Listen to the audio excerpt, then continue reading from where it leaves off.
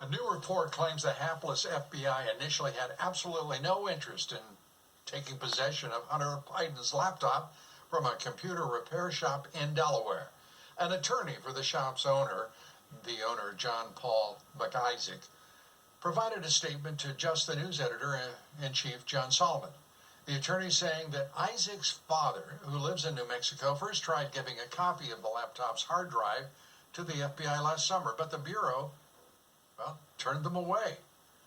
FBI agents then contacted the father in October of last year as the radical Dems were ramping up their impeachment proceedings of all things. And then a few weeks later, agents returned to the shop to seize the laptop, and that is where we are. Multiple reports also claiming Hunter Biden is now under a criminal money laundering investigation by the FBI, according to the reporting of James Rosen. The Bureau is looking into business transactions involving firms associated with Hunter Biden and his family business associates. That investigation, according to Rosen's reporting, started last year. About the same time, the FBI took possession of Hunter Biden's laptop. New evidence has also been given to them by former Biden associate Tony Bobulinski. Well, joining us tonight, Jim Hansen, former U.S. Army Special Forces, president of the Security Studies Group, a national security and foreign policy think tank. Jim, good to have you with us. Maybe you can make some sense of what's going on here, because I haven't seen it's very satisfactory to me from the government. The FBI first refuses to take a laptop. The FBI then has a subpoena to take possession of a laptop that's been twice offered to them. What is going on with the FBI? A lot of things, and none of them good, Lou. I mean, we rely on the FBI to keep Americans safe. And we have a situation now where they have failed miserably to do that job. They allowed the vice president, former vice president, Joe Biden, to go unnoticed as he and his family ran a corruption pay-for-play scheme around the globe. And when people tried to hand them evidence of it, they turn it away and then sit on it for long enough that now, in the very last minutes of the campaign, we're seeing just how bad this was. We're seeing that Joe Biden knew about this. He facilitated it. He took meetings, and there is evidence of crimes that are now on a verified email trail that, down to the cryptological level, we know is legitimate.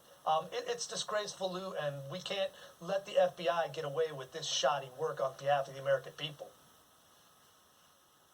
Well, thanks to the terrific work of Tucker Carlson, we now know a lot about Tony Bobulinski and his role as he stood there before the debate, the last presidential debate, having to defend his name, his family's name, against attacks from a known, well-known lawyer who happens to be a congressman who's a liar in a level that we haven't seen, to our knowledge at least, ever in the Congress of the United States. Adam Schiff, absolutely vilifying Bobulinski as an agent or an actor in Russian disinformation.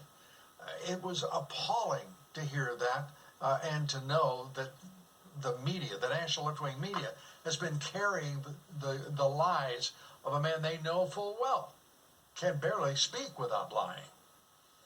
And they continue to do that. And it was brave of Tony Bobulinski to come forward. First of all, I don't blame him. If you smear me and my family, I'll be coming back at you hard. And he came very credibly, very engaged and informed on all of the issues because he was there. But he made a very good point, Lou. He said, this is not me telling you this. I'm just handing you the same things I handed the FBI. Evidence from Hunter Biden's mouth, from Jim Biden's mouth, from Joe Biden's meeting notes that say they all knew about this pay-for-play corruption. They all knew they were hiding the 10% stake of Joe Biden in this Chinese venture, and together were conducting a criminal conspiracy involving money laundering and tax evasion. All of those things are not Tony Bobulinski's fictional ramblings. They are emails and text messages from the principals involved. It's time for them to pay the price. We know based on the evidence that Bobulinski put forward, and some from other quarters, but principally from Bobulinski, that that laptop contained much of that information. And it was in the possession of the FBI for 10 months, for a period of 10 months without any interest or action by them.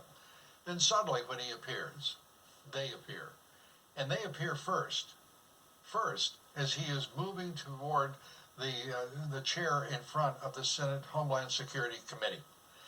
Their intervention blocks his public testimony, his further testimony to that committee, and now we find that committee will not be providing further public details until after the election.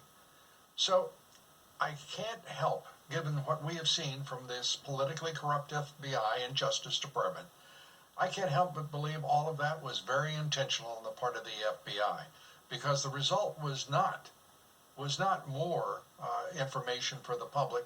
It was to obfuscate the whole issue, the whole event, and they succeeded.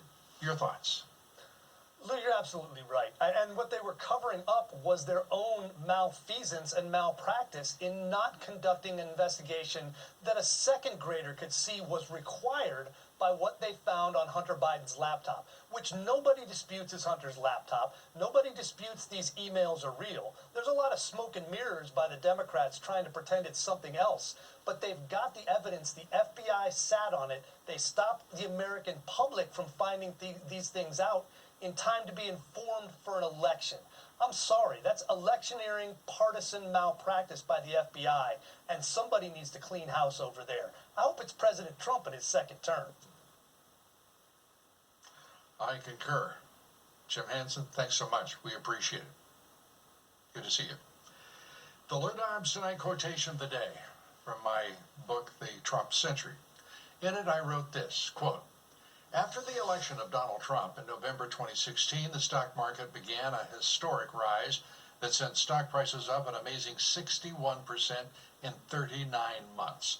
The Dow Jones Industrial Average started at 18,332 and soared to just 449 points shy of the 30,000 mark, an all-time high reached on February 12, 2020. That had created $11 trillion in new wealth in 3 years, which helped drive economic growth and lift our spirits." Up next, House Speaker